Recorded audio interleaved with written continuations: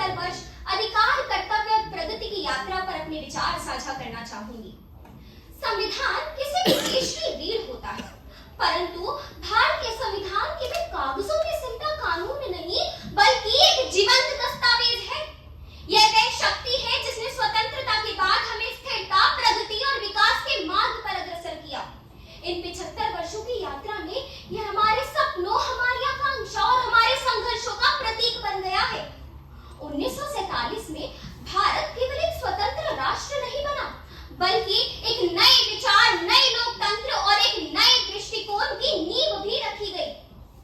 संविधान ने हमें कई अधिकार दिए, जीवन का अधिकार, समानता का अधिकार, सुरक्षा का अधिकार इत्यादि। परंतु महोदय, प्रश्न ये उठता है कि क्या केवल अधिकारों से ही कोई राष्ट्र महान बनता है? जब एक नागरिक अपने अधिकारों का पालन कर अपने कर्तव्यों का निर्वहन करता है, तभी राष्ट्र प्रगति की ओर अग्रसर होता है। हमें व्यापार और उद्यमिता की स्वतंत्रता का अधिकार मिला, परंतु जब व्यापारियों और श्रमिकों ने परिश्रम कर कानून के पालन का कर्तव्य निभाया, तभी भारत वैश्विक अर्थव्यवस्था का केंद्र बना। हमें मतदान का अधिकार मिला, परंतु जब नागरिकों ने मतदान के कर्तव्य को समझा और सही प्रतिनिधियों का चयन किया, तभी भारत विश्व की सबसे बड़ी लोकतांत्रिक शक्ति बना।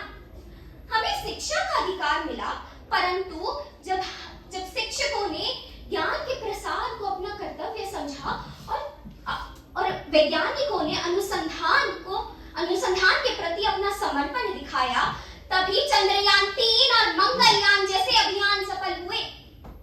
हमें समानता का अधिकार मिला, परंतु जब नागरिकों ने लिंग, जाति और